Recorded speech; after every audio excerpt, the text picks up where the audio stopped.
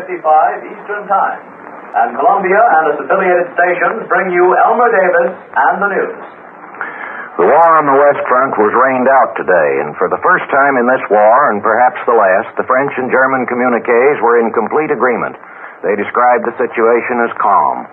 German planes appeared 4 times off the east coast of Scotland, but were driven off with no casualties on either side, and no bombs dropped.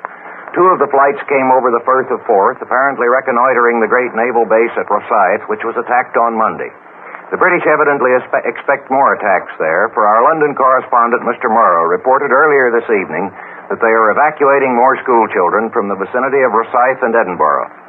But while the battlefronts are calm, the propagandists are at it hot and heavy.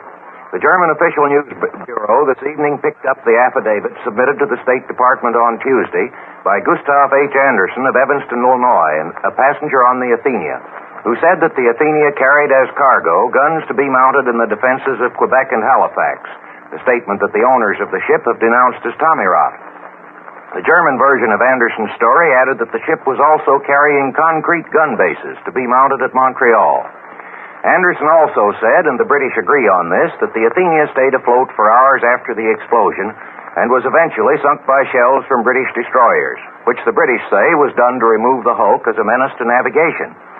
But the Germans maintain that this proves that the explosion was internal, and add that it is now conclusively proved that the Athenia was sunk by order of Winston Churchill, and that he is a pathological liar if he denies it. But why should Churchill want to sink a ship carrying coast defense guns to Canada?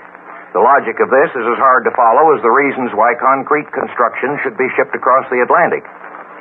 The British War Office denounced as flimsy and mendacious the German story that England had supplied poison gas to Poland, and said that the Germans were preparing an alibi for using poison gas themselves, something which all the great European powers renounced in 1925. American correspondents with the German army in Poland have reported that they saw evidence that gas was used, but none that the British had supplied it. Finland's reply to Russia will be given on Monday, and dispatches from Helsinki tonight indicate that the Finns will adopt a firm stand calling for an immediate settlement. That is the language used. As a mere matter of relative force, of course, Finland cannot demand an immediate settlement, and that phrase has been taken as suggesting that perhaps the question is already virtually settled, presumably on terms that the Finns could accept as not compromising their independence. But so far, that is only speculation. The most encouraging sign is that the Russians don't seem to be in much of a hurry.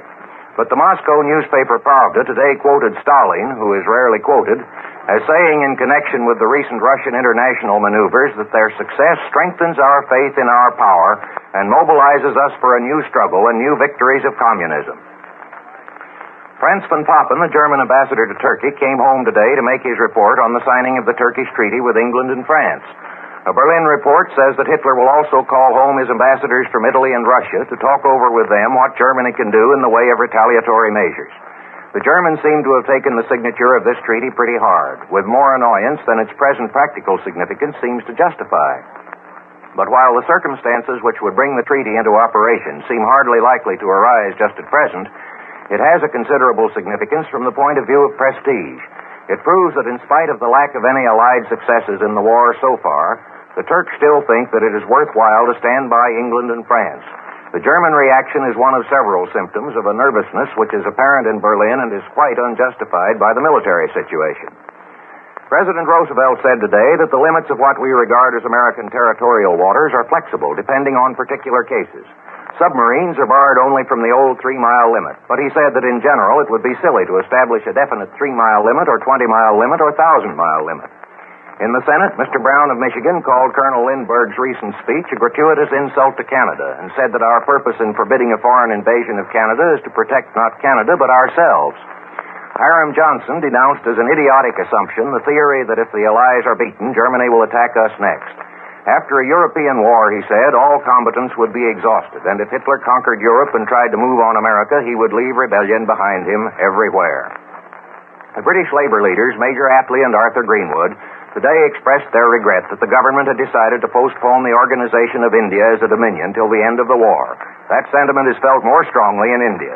This is the Columbia Broadcasting System.